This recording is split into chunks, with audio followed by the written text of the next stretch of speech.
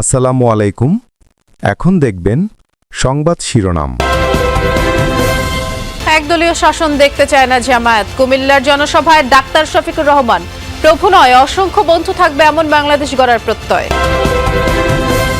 মাদক ও চাঁদাবাজ মুক্ত এলাকা গড়ার প্রতিশ্রুতি তুলে ধরছেন নানা পরিকল্পনা। আমরা যে সঠিকভাবে প্রয়োগ করতে পারি, আমরা সঠিক লোকটাকে বেছে নিতে পারবো। যখনই চাঁদা চাইতে আসবে এই সব লোকরা, তাদেরকে আপনারা ঠেকিয়ে দিবেন এবং চাঁদাবাজ মুক্ত এলাকা আমরা গঠন করবো ইনশাআল্লাহ।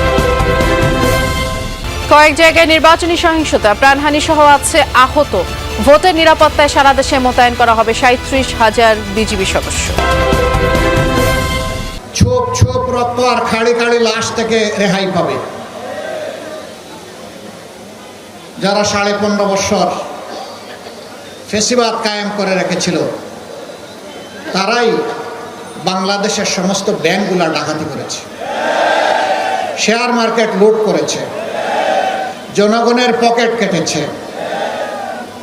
চাঁদাবাজির স্বর্গরাজ্যে বাংলাদেশকে পরিণত করেছে,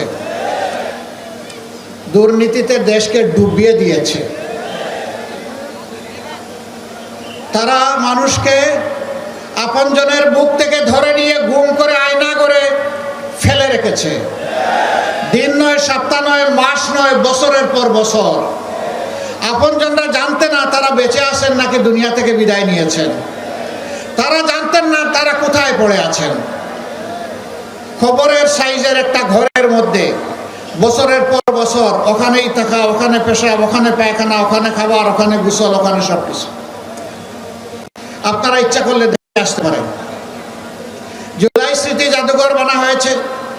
স্বৈরাচার যে জায়গা থেকে বসে বসে সারা দেশটাকে জুলুমের রাজ্যে, হত্যা এবং খুনের রাজ্যে, ধর্ষণ এবং লুণ্ঠনের রাজ্যে পরিণত করেছিল সেই গণভবনকে, সেখানে আয়নাগরের একটা প্রতীকী প্রোটোটাইপ সেখানে বানিয়ে রাখা হয়েছে। সময় যারা পান একটু দেখে আসবেন।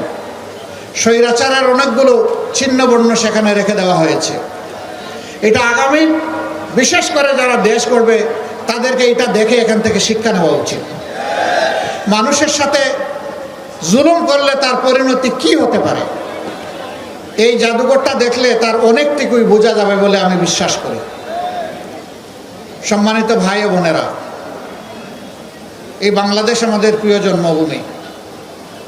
যারা এই দেশকে ভালোবাসে, মানুষকে ভালোবাসে, তারা এই দেশের মানুষকে একটু শান্তি উপহার দিতে চায়। আর যারা দেশ এবং মানুষকে ভালোবাসে না, তারা মানুষকে কষ্ট দেয়।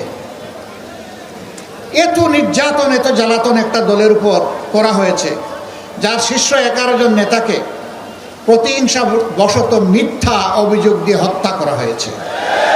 1000 কর্মীকে দুনিয়া থেকে বিদায় দেওয়া হয়েছে, যারা বিচারের বিটা পর্যন্ত চোখে দেখা নাই। কোথায় কিভাবে মেরে খালে বিলে তাদেরকে ফেলে দেওয়া হয়েছে, সে দুঃখের কাহিনী এখন বলার সময় নেই। ডিজিটাল প্ল্যাটফর্মে জমে উঠেছে নির্বাচনী প্রচারণা। শুধু ফেসবুকে রাজনৈতিক বিজ্ঞাপনে প্রায় 65 লাখ টাকা খরচ করেছেন বিভিন্ন প্রার্থী। বিনিয়োগে এগিয়ে বিএনপি ও জামায়াত ইসলামী। দলীয় পেজের বাইরে প্রচারণা চলছে সমর্থকদের অ্যাকাউন্ট থেকেও। প্রার্থীরা বলছেন, সামাজিক মাধ্যমে শুধু এলাকার ভোটারের কাছে বার্তা পৌঁছানো কঠিন, বাড়তি ব্যয় হচ্ছে কন্টেন্ট নির্মাণেও।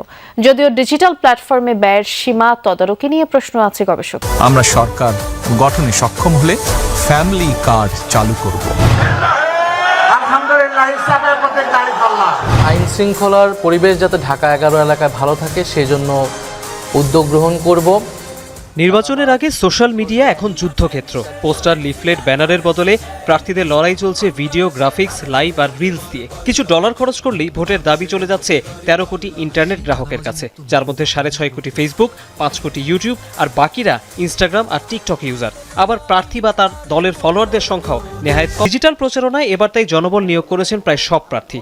দিনরাত কন্টেন্ট নির্মাণে ব্যস্ত video editor, graphics designer, AI prompt engineer আর এসইও পেশাদাররা। প্রচারণায় ছোট ভিডিও, গান, নাটক, সাক্ষাৎকার, জনসভা কিংবা মিমস কিছুই বাদ পড়ছে না। প্রার্থী নিজস্ব টিমের বাইরে কাজ করছে রাজনৈতিক দলের ডিজিটাল কর্মীরাও। আর এসব বুস্ট বা টাকা দিয়ে প্রমোশনের কাজ করছে বিজ্ঞাপনী সংস্থা বা অনলাইন বিপণন বিশেষজ্ঞরা। ইচ্ছা করলেই কোনো একজন প্রার্থীর বিরুদ্ধে অন্য প্রার্থী অথবা চেনা জানা যায় না এরকম একটা গুপ্ত জায়গা থেকে বা সুপ্ত জায়গা থেকে নেতিবাচক প্রচারণা করে প্রার্থীর ইমেজ নষ্ট করার একটা অপচেষ্টাও আছে। এই অপচেষ্টাটা কোনো রোধ করা দরকার আছে, সেটা না হলে ভোটার এলাকার জনগণ বিভ্রান্ত হচ্ছে। গুগল আছে, ইউটিউব আছে এবং আদার্স যেগুলো আছে, সেখান থেকে ফাইন্ড আউট করা কে কী করছে এটা আসলে কঠিন হবে। এটা নির্বাচন কমিশনের জন্য কঠিন হবে। আমরা যারা প্রতিদ্বন্দ্বী আছি আমাদের এটা ফাইন্ড আউট করা ইটস সো ডিফিকাল্ট। অনলাইনে প্রার্থীর পক্ষে কারা প্রচার করতে পারবে, কোন পেজ, প্রার্থীর নিজস্ব আইডি, প্রার্থীর যদি এজেন্ট থাকে তাহলে তার আইডি, এগুলো নির্বাচন কমিশনকে জমা দেওয়ার কথা, যেটা তারা অলরেডি বলেছেন, কিন্তু সেটা কিন্তু তারা আদায় করছেন না। আমরা দেখতে পাচ্ছি যে বিভিন্নভাবে প্রচার হচ্ছে। কোনো প্রার্থী নির্বাচনী প্রচারণার ব্যয় সম্পর্কে কখনোই তথ্য দেয় না গুগল বা ইউটিউব। টিকটকে এমন পাবলিসিটির নিয়ম নেই, তবে ফেসবুক বা মেটা প্ল্যাটফর্মে আর তাতে দেখা যায় বাংলাদেশের রাজনৈতিক বিজ্ঞাপনে এখন পর্যন্ত খরচ হয়েছে প্রায় 65 লাখ টাকা।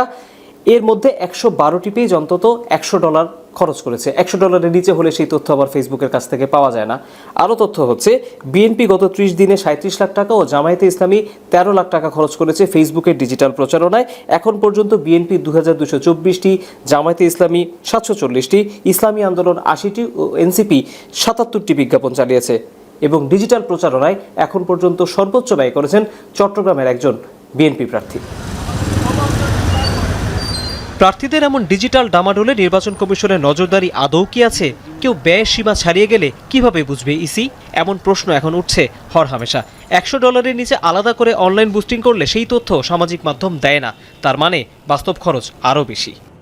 প্রার্থীদেরকে তো হিসাব দিতে হয় যে সে প্রচারণায় কত টাকা খরচ করলো, সেই হিসাবের জায়গাটাকে সে কিভাবে ডিফাইন করবে সামাজিক মাধ্যমের জন্য, এটা এখনো পরিষ্কার না। এবং ডিফাইন করার জন্য এনাফ টুলসও তার হাতে নাই, কারণ টুলসগুলো তো প্ল্যাটফর্মের হাতে। সেই ডাটা না দিলে আপনি কীভাবে জানবেন? সো এখন পর্যন্ত এটা সেলফ রিপোর্টিং, এবং এই সেলফ রিপোর্টিংকে কীভাবে আপনি অ্যাকাউন্টেবিলিটি ফ্রেমওয়ার্কে আনবেন সেটা পরিষ্কার না। হাই প্রোফাইল যে টেকনিক্যাল পার্সন সরকারে রয়েছে, বিভিন্ন এজেন্সিতে রয়েছে, বিভিন্ন বাহিনীতে রয়েছে, আমরা জয়েন্টলি এটি পরিচালনা করব এবং এগুলোর ফলাফল আপনারা দেখতে পাবেন ইনশাল্লাহ।